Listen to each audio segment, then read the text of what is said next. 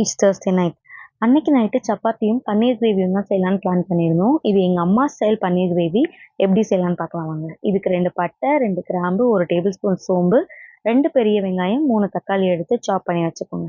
ஒரு கடாயில எண்ணெய் ஊத்தி இந்த ஸ்பைசஸ் ஆட் பண்ணிட்டு, ஃபர்ஸ்ட்டு வெங்காயம் போட்டு வதக்கிட்டு, அதுக்கப்புறமா தக்காளியும் சேர்த்து நல்லா வதக்கிட்டு, எல்லாம் வதங்குனதுக்கு அப்புறமா வெறும் ஒரே 1 டேபிள் ஸ்பூன் வெறும் மிளகாய்த்தூள் போட்டு, அத ஆற வச்சு ஒரு ஃபைன் பேஸ்ட்டா அரைச்சு எடுத்து வச்சுக்கணும்.